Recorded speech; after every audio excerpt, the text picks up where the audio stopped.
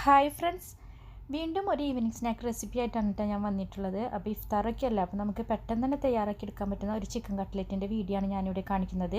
പിന്നെ ചിക്കൻ കട്ട്ലറ്റൊക്കെ ഉണ്ടാക്കുമ്പോൾ സാധാരണ എല്ലാവരും ചെയ്യുന്നത് പൊട്ടാറ്റോ പുഴുങ്ങിയെടുത്തിട്ടാണ് നമ്മൾ ചിക്കൻ കട്ട്ലറ്റ് തയ്യാറാക്കി എടുക്കാറുള്ളത്. അപ്പോൾ ഞാൻ സാധാരണ പൊട്ടാറ്റോ പുഴുങ്ങിയെടുത്തിട്ടല്ല ചെയ്യുന്നത്. അപ്പോൾ ഞാൻ കുറച്ചും കൂടി ഒന്ന് വ്യത്യസ്തമായ രീതിയിലാണ് ഇവിടെ കട്ട്ലറ്റ് തയ്യാറാക്കി എടുക്കുന്നത്. അപ്പോൾ നമുക്ക് എങ്ങനെയാണ് കട്ട്ലറ്റ് തയ്യാറാക്കുന്നതെന്ന് നോക്കാം. അപ്പോൾ നമുക്ക് നേരെ വീഡിയോയിലേക്ക് കിടക്കാം. ഞാനിവിടെ ഒരു 3 മീഡിയം സൈസ് ഉരുളക്കിഴങ്ങ് ഇതേപോലെ തൊലിയൊക്കെ കളഞ്ഞിട്ട് നമ്മൾ സാധാരണ ഉരുളക്കിഴങ്ങ് വെള്ളമൊക്കെ ഒഴിച്ചിട്ട് വേവിച്ചെടുക്കണ പോലെ വേവിച്ചെടുക്കുകയാണ് ചെയ്യുന്നത്. അപ്പോൾ നമ്മൾ ഇതിലേക്ക് 1 കപ്പ് വെള്ളമാണ് ഒഴിച്ചിട്ടുള്ളത്. അപ്പോൾ 3 ഉരുളക്കിഴങ്ങിലേക്ക് 1 കപ്പ് വെള്ളവും അതേപോലെ തന്നെ ഒരു 2 ചെറിയ സബോള ഇതുകൊണ്ടാണ് 2 എടുത്തിട്ടുള്ളത്. അത് ചെറുതായിട്ട് അരിഞ്ഞിട്ട് അതും, പിന്നെ ഒരു തണ്ട് കറിവേപ്പിലയും, അതേപോലെ തന്നെ പച്ചമുളക് ഒരു 2 പച്ചമുളക് നമ്മൾ കട്ട് ചെയ്തിട്ട് അതും, പിന്നെ ഒരു 1/2 ടീസ്പൂണ് ഇഞ്ചി വെളുത്തുള്ളി പേസ്റ്റും കൂടി ഈ പൊട്ടാറ്റോയിലേക്ക് ചേർത്ത് കൊടുക്കുകയാണ് കേട്ടോ. അപ്പോൾ ഇതിലേക്ക് ഒട്ടും ഓയിൽ ചേർത്ത് കൊടുക്കുന്നില്ല. നമ്മൾ വെറുതെ വെള്ളത്തിലിട്ടിട്ട് ഇത് വേവിച്ചെടുക്കുകയാണ് ചെയ്യുന്നത്. അതേപോലെ തന്നെ വെള്ളം ഒഴിച്ചു കൊടുക്കുന്ന സമയത്ത് കൂടുതൽ വെള്ളം ഒഴിച്ചു കൊടുക്കേണ്ട, ആവശ്യത്തിന് വെള്ളം മാത്രം ഒഴിച്ചു കൊടുത്താൽ മതി. ഇനി ഇതിലേക്ക് ഒരു 1/2 ടീസ്പൂണ് മുളക് പൊടിയും, പിന്നെ അതേപോലെ തന്നെ ഒരു 3/4 ടീസ്പൂണ് ചിക്കൻ മസാല പൗഡറും, അതേപോലെ തന്നെ ഒരു 1/4 ടീസ്പൂണ് മഞ്ഞൾപ്പൊടിയും ഇതിലേക്ക് ചേർത്ത് കൊടുക്കുന്നുണ്ട്. അതേപോലെ തന്നെ നമ്മൾ ഉപ്പ് ഇതുവരെ ചേർത്ത് കൊടുത്തിട്ടില്ല. അപ്പോൾ ഉപ്പ് നിങ്ങളുടെ ടേസ്റ്റിനനുസരിച്ച് നിങ്ങൾ ഉപ്പും കൂടി ചേർത്ത് കൊടുക്കുക. അപ്പോൾ ഇത്രയും ഇൻഗ്രീഡിയൻസ് ഒക്കെ ചേർത്ത് കൊടുത്തതിന് ശേഷം നമ്മൾ എല്ലാവരും ഒന്ന് മിക്സാക്കി എടുക്കുക. അപ്പോൾ ഒന്ന് മിക്സായി കിട്ടാൻ വേണ്ടിയിട്ട് വെറുതെ ഒന്ന് മിക്സാക്കി കൊടുത്തതിന് ശേഷം നമ്മൾ അടച്ച് വെച്ചിട്ട് വേവിക്കുകയാണ്. അപ്പോൾ വെള്ളം ഒഴിച്ചു കൊടുക്കുന്ന സമയത്ത് അധികം വെള്ളം ഒഴിച്ചു കൊടുക്കരുത്. നമ്മൾ 3 ഉരുളക്കിഴങ്ങ് നമുക്ക് നല്ലപോലെ കുറുകി വറ്റി വരാനുള്ള അത്ര വെള്ളം ഒഴിച്ചു കൊടുത്താൽ മതി. അപ്പോൾ വെള്ളം ഇവിടെ വറ്റി വരുന്നതിനനുസരിച്ച് തന്നെ നമ്മുടെ ഉരുളക്കിഴങ്ങ് ഇവിടെ നല്ലപോലെ വെന്തിട്ടുണ്ട് കേട്ടോ. അപ്പോൾ നിങ്ങൾക്ക് വേണമെങ്കിൽ മൂടി തുറന്നിട്ട് ഇടയ്ക്കൊന്ന് ഇളക്കി കൊടുക്കുക, അടിയിൽ പിടിക്കാതിരിക്കാനായിട്ട്. അപ്പോൾ ഇവിടെ ഉരുളക്കിഴങ്ങ് ഇപ്പോൾ ഇവിടെ നല്ലപോലെ വെന്ത് വന്നിട്ടുണ്ട്. നമ്മളിത് ചൂടാറാൻ വേണ്ടി മാറ്റി വയ്ക്കാം. അപ്പോൾ ചൂടാറിയതിന് ശേഷം നമ്മൾ ഉരുളക്കിഴങ്ങ് ഇതേപോലെ ഉടച്ചെടുക്കുകയാണ് ചെയ്യുന്നത്. അപ്പോൾ ഇങ്ങനെ ഉരുളക്കിഴങ്ങും അതേപോലെ തന്നെ സബോള, പച്ചമുളക് എല്ലാം കൂടിയിട്ട് ഇതിങ്ങനെ ഒരുമിച്ചിട്ട് വേവിക്കുമ്പോൾ ഇത് വേറെ സെപ്പറേറ്റ് നമ്മൾ ചെയ്തെടുക്കേണ്ട കാര്യമില്ല. നമ്മൾ ഉള്ളിയൊക്കെ വേറെ സെപ്പറേറ്റ് ആയിട്ടിട്ട് വേവിച്ചെടുക്കൊന്നും വേണ്ട. ഇതേപോലെ ഒരുമിച്ചിട്ടിട്ട് ചെയ്തെടുത്താൽ മതി. അതേപോലെ തന്നെ നമ്മൾ ഉള്ളിയൊന്നും വഴറ്റിയെടുക്കാൻ വേണ്ടിയിട്ട് ഒട്ടും ഓയിലൊന്നും ചേർക്കുന്നില്ല. അപ്പോൾ ഞാൻ ഇതേപോലെയാണ് എപ്പോഴും കട്ട്ലറ്റ് തയ്യാറാക്കി എടുക്കുക.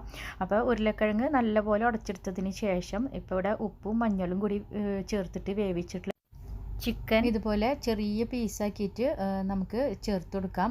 അപ്പോൾ ഇത് നല്ലപോലെ ഒന്ന് ഉടഞ്ഞിട്ടുള്ള ചിക്കൻ ആയിരിക്കണം. അപ്പോൾ ഞാനിത് ഗ്രൈൻഡറിലൊന്നും ഇട്ടിട്ട് അടിച്ചെടുത്തിട്ടില്ല കേട്ടോ. ഒരു കയ്യിൽ വെച്ചിട്ട് നല്ലപോലെ ഉടച്ചെടുത്തേക്കാണ്. അപ്പോൾ നല്ലപോലെ വെന്ത ചിക്കൻ ആണെങ്കിൽ നമുക്ക് നല്ലപോലെ ഇതുപോലെ ഉടഞ്ഞ് കിട്ടും. അതിനുശേഷം നമ്മൾ ഈ പൊട്ടാറ്റോയിൽ നല്ലപോലെ മിക്സാക്കി എടുക്കാം.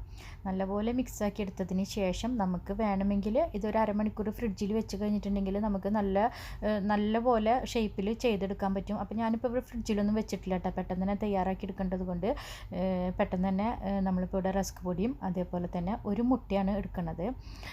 അതേപോലെ തന്നെ മുട്ടയുടെ ചിലർ കട്ട്ലേറ്റ് ഉണ്ടാക്കുമ്പോൾ മുട്ടയുടെ മഞ്ഞയും വെള്ളയും ഒക്കെ സെപ്പറേറ്റ് ചെയ്തിട്ടാണ് കട്ട്ലേറ്റ് തയ്യാറാക്കി എടുക്കുന്നത്. അപ്പോൾ ഞാനിവിടെ ഒരു മുട്ട അങ്ങനെ തന്നെ എടുക്കുന്നുണ്ട്. കാരണം നമ്മളിതിൻ്റെ മഞ്ഞ ഭാഗം മാറ്റി വെച്ച് കഴിഞ്ഞാൽ പിന്നെ നമ്മളത് ഒന്നിനും എടുക്കില്ല. അപ്പോൾ അതുകൊണ്ട് തന്നെ മുട്ട ഒരുമിച്ചെടുക്കുന്നുണ്ട്. അപ്പോൾ ഞാനിത് നല്ലപോലെ കലങ്ങി കിട്ടാൻ വേണ്ടിയിട്ട് അതിൽ 1 ടീസ്പൂണ് പാലും കൂടി ചേർക്കുന്നുണ്ട്. 1 ടീസ്പൂണ് പാലും കൈകൊണ്ട് തന്നെ നുള്ളിയിട്ട് ഒരു നുള്ളു ഉപ്പും കൂടി ചേർത്തിട്ട് നല്ലപോലെ അടിച്ചെടുക്കുകയാണ് ചെയ്യുന്നത്. ഇനി നമുക്ക് സാധാരണ കട്ട്ലറ്റ് തയ്യാറാക്കുമ്പോൾ ചെയ്യുന്ന പോലെ തന്നെ നമുക്കിഷ്ടമുള്ള ഷേപ്പിലാക്കാം.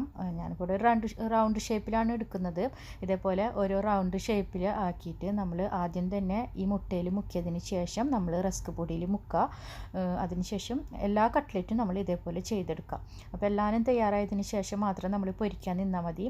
പിന്നെ ഞാൻ നേരത്തെ പറഞ്ഞതുപോലെ തന്നെ ഇതേപോലെ റസ്ക് പൊടിയിൽ മുക്കിയെടുത്തതിന് ശേഷം നമ്മൾ എല്ലാ കട്ട്ലറ്റും നമ്മൾ മുക്കിയെടുത്തതിന് ശേഷം നമ്മൾ നല്ലപോലെ കവർ ചെയ്തിട്ട് ഒരു അരമണിക്കൂർ ഫ്രിഡ്ജിൽ വെച്ചിട്ട് നമ്മൾ കട്ട്ലറ്റ് തയ്യാറാക്കി എടുക്കുകയാണെങ്കിൽ നമ്മൾ ഓയിലിടുന്ന സമയത്ത് ഈ റസ്ക് പൊടി ഓയിലിലേക്ക് ഒട്ടും പോവില്ല കേട്ടോ.